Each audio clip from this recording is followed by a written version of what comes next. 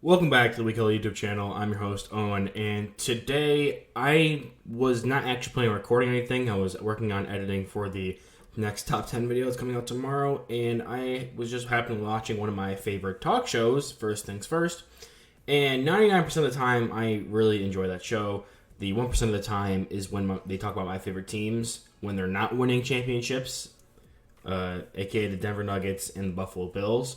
So this past episode that aired yesterday, they cut up a YouTube clip and posted it out there talking about the DeAndre Hopkins Buffalo Bills story, where the Bills allegedly said they were willing to take DeAndre Hopkins in if he's willing to ring chase and go for cheaper because they don't really have the cap space to bring him in at what he wants money-wise. So I decided to watch that, and normally recently I've cooled on my Nick Wright hatred. And I feel like he's a very vital piece, and I actually respect him as a commentator online and stuff like that. But this one was just too far, and I need to go back and I only watched part of this, so I'm going to come back and react to it, just as a live reaction here. Get a quick little video out while I'm going back before I go back to editing that other thing. So yeah, let's just jump right into this reaction real quick. Should Chiefs fans be scared of the Bills? The future Patriot DeAndre Hopkins winds up on the Bills. And oh my, what a receiving core. Bro. DeAndre Hopkins, Stephon That's the Diggs, end of it. Gabe Davis. Gabe Davis is not he that had good. 4 touchdowns In one game 2 it years was ago. impressive. Dawson Knox, not a bad tight end. Yeah, they drafted his lethal. replacement. And one. Okay, so I just wanted to start here. Chris Broussard obviously is in defense of this, or at least slightly. I don't think he thinks it's going to make them the favorite or anything, and neither do I if they do sign DeAndre Hopkins, just on the record. And then he breaks down accurately that it would, improve the receiving core, bringing DeAndre Hopkins to complement Stephon Diggs. Gabe Davis, we've seen in that role 3 or the third role in the offense, can succeed, especially like in that Chiefs game 2 seasons ago. And then this is where Nick starts to just kind of fight back against it. In the beginning of this clip, or beginning of this video they posted, he's not very combative. Let's Chris take the floor. But this is where he starts kind of cutting in on him and talking over him at every point he makes. First point he makes is that Gabe Davis isn't that good because that game was 2 years ago. And, I do disagree. I think Davis is good, had a down season, but also was trying to push what he can do on the offense and push just like his normal role. He's not a very versatile player, but when he's playing in the role he is good at, he is a very good receiver in that role. Bringing in DeAndre Hopkins in would allow him to play that role again and not be that number 2 short to intermediate guy, and really just exemplify what he does best, which is deep routes, ball tracking, beating guys over the top, being physical downfield. That's what he does. He's a great third receiver. He's a fantastic, one of the best third receiver options. He just is not a good second receiver option, or let alone first receiver option. So Nick's like, he's bad, this and that, because he had a bad last season, but I think it was just because he was trying to expand his versatility, expand his role, and just prove that he's not capable of doing so. So bringing DeAndre Hopkins in actually kind of fixes Gabe Davis a little bit, which is contradictory to what Nick says. Then Broussard brings up Dawson Knox. Nick says they just drafted his replacement, which couldn't be any further from the truth, and just shows that he's just saying shit just to say things that are, just to piss people off. Because Dawson Knox just inked a giant extension, is one of Josh Allen's best friends, so they're going to try to keep him around to keep Josh Allen happy. And Dalton Kincaid was drafted to be that guy who works on the short intermediate that Gabe Davis struggles in. And they've been wanting to run more 2 tight end stuff to add a bit more dimension to their run game while still having a solid passing game. So just saying Dalton Kincaid is drafted as Dawson Knox's replacement is just disingenuous. And as somebody who roots for a team that has a Travis Kelce type player on there, probably should see the value in bringing in more receiving options at the tight end position. And he also, Nick, in the past has complimented Noah Gray and the other backup tight ends for the Chiefs. It's like, why would you be opposed to bringing in more tight ends that could be pass catchers, especially without, clearly, obviously, Bill's going to start running more 21 personnel. He just is either selectively ignoring that. 12 personnel. He's either selectively ignoring that because he's an asshole or wants to come off as an asshole because he knows that his niche is being an agitator for the Bills, or he just doesn't know and doesn't care to learn about it. There is an element of sameness to these Bills, right? The expectations are high. Oh, they're supposed to get to the Super Bowl, finally win it. And they're saying, yeah, but we're the same team that's been bounced in the divisional round the last couple of years. If you bring in D-Hop, that's just the shot in the arm that they would need in the locker room to be like, we are different now. We added a great receiver, maybe a future Hall of Fame receiver. Yeah. Now we're about to do some damage. So I think it would give them an emotional boost. Here we go. This iteration of the Bills missed their window. We need to admit it. We need to recognize it. We need to say we have seen this happen before. Post-Super Bowl, the decade, the Saints were right there every year. The Packers, the last decade, right there every year. The Titans, the last 5 years, were right there. They made a conference championship game. They're going to break through. The Steelers, post-2010, right there every year and never broke through. Guys. But the window was open. Yeah, well, no, we right? thought it was. It clearly wasn't. Really? That's not the definition of a Super Bowl window, and I'm tired of people saying that the Bills missed their window to win a Super Bowl. Did they miss their best chance to win one in recent history? Yes. Does that mean there won't be one coming up in the future? No. Broussard talks about signing DeAndre Hopkins brings in an emotional boost to this team, which this team was emotionally drained come that Bengals game. Like, you could see it. They almost lost Skylar Thompson the weekend before. They had to deal with being relocated for 2 different games that season. Micah Hyde was hurt. Freaking Daquan Jones, the best run stopper, was hurt for that game. Josh Allen had been playing hurt the entire second half of the season with a hurt elbow after the Jets game that they lost. They had the DeMar Hamlin situation. They were just absolutely weathered and beaten, and that's why you saw stuff like the Stephon Diggs outburst on the sideline. Guys were just emotionally done, and they just didn't have any fight left in them, and that's what happened against that Bengals game. And now you're talking about how they missed that game, the 13-second game. That was their window that they missed. It's closed, shut now. Same thing with those Saints and those Steelers. They always had, we thought they had a Super Bowl window, but they obviously never won a Super Bowl, so they never had an actual Super Bowl window. We were wrong. That's not what a Super Bowl window is. A Super Bowl window is a window of time that you have to compete for a Super Bowl. Doesn't mean it's a window of time for you to win a Super Bowl. It technically means that, but just because you don't win one doesn't mean you never had a Super Bowl window. There was a window for you to win. You just never capitalized on that. The Bills still have a Super Bowl window, even though they did not capitalize on the best opportunity they've had so far. Our whole line of argument is disingenuous. That's how it works. Listen, guys, the Bills have such a better chance of being far worse next year than being far better. Why? And that's the key here. 2 years ago, you could make the argument, we don't have to get better to win the Super Bowl. We have to be better for 13 seconds. But we were good enough to win the Super Bowl in 2021, we being Buffalo. You can't make... They are a better team this year than they were last year.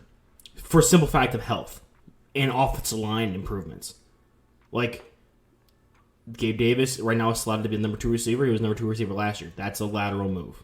That can't get worse.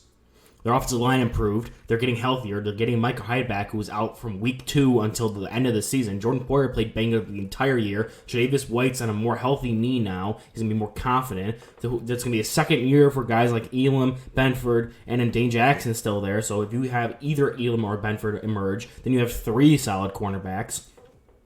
Allen's going to be fully healthy, recovered from his elbow. The Diggs stuff is overblown. Why are they not a better team this year than they were last year? Why are they actively worse that you're arguing? They were not good enough. Their quarterback, the second half of the year, was below average. He had an injured throwing elbow. Their defense fell apart in the playoffs again. Best run stopper was hurt. Jordan Poyer was playing hurt. Tre'Davious White was not confident in his knee. Micah Hyde was out. All the cornerbacks were banged up. Our linebackers were banged up.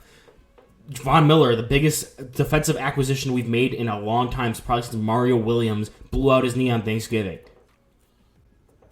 Their coaching staff now has had some upheaval, if you will.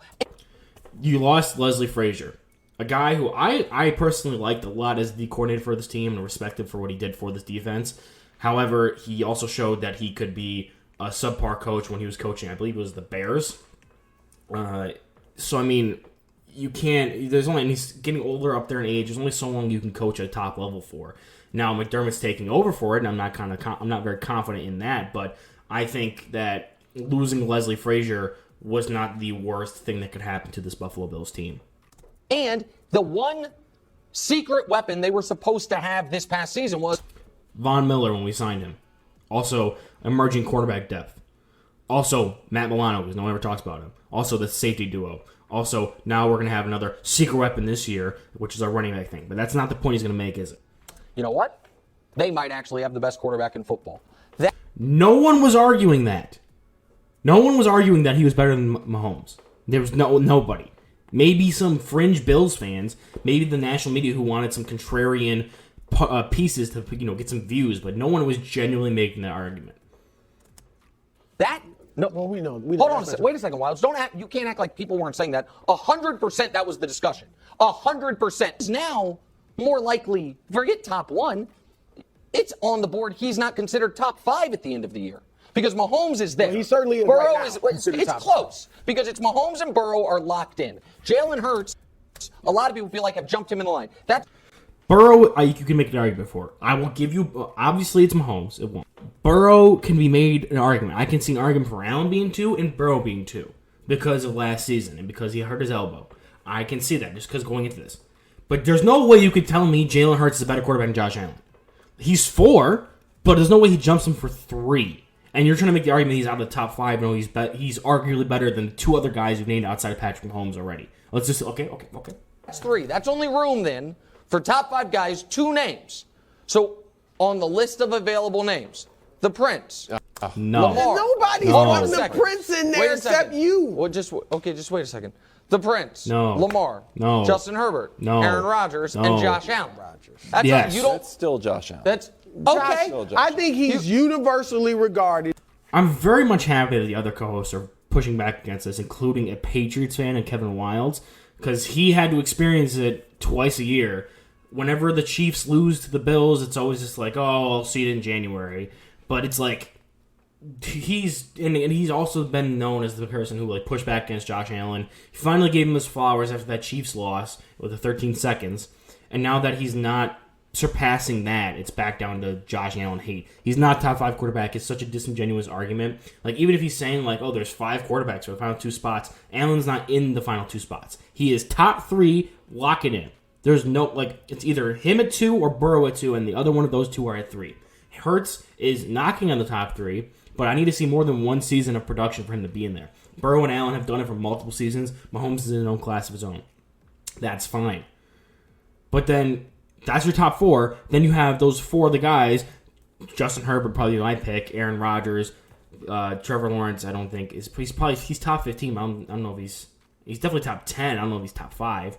And then Lamar Jackson is the only one I don't think he said.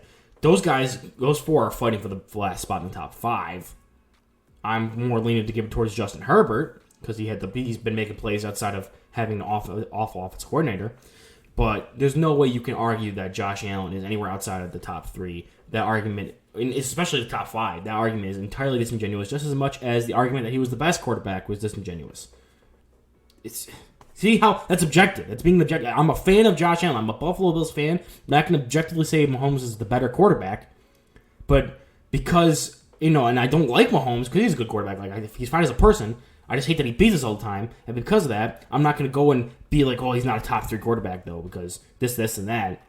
I can't make that argument and still be considered like a faithful interpreter or a commentator on sports. Unlike what Nick is doing here. He's ignoring the injuries, ignoring all the emotional trauma that happened to that team last year.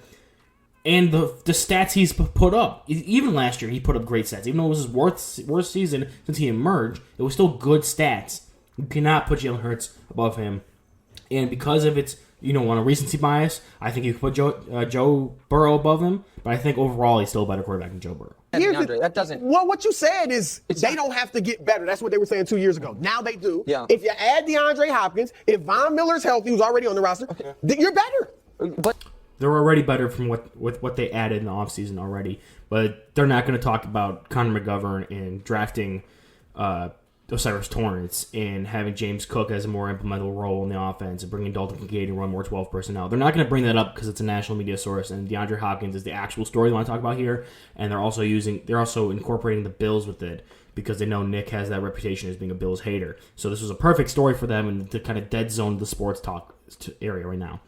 The Bills are a better team now than they were at the end of last season because Von Miller is going to be healthy. The secondary is going to be healthy. James Cook is going to be able to be the number 1 running back, and the offensive line is better, and Josh Allen's healthy. If they add DeAndre Hopkins, they get even better, but they've already improved from the end of last season, which is what Nick was arguing, which is what all of them are arguing. Is that 2 years ago when we lost, they said we're good enough to make a Super Bowl, we just need to come back and be the same team again and have the chips fall the right way. Now they're saying we're actually an actively worse team, and we need to get better to reach that previous high we were at. I think this team could rival that team, if not maybe even be better. I think the only thing that would make that other team better is that their number 2 receiver was better with Emmanuel Sanders, or it was more complementary to the offense. Whereas now it's Gabe Davis, and I'd rather have somebody who was more complementary to that secondary, more short to immediate route runner wide receiver. But who knows, Dalton Kincaid could be that guy for you. But that's it. I'm pretty sure they start talking about like other things like with the Patriots, and if the Bills sign Hopkins after the Patriots had him in for a visit or whatever. So that's going to be it for what I'm talking about in this episode.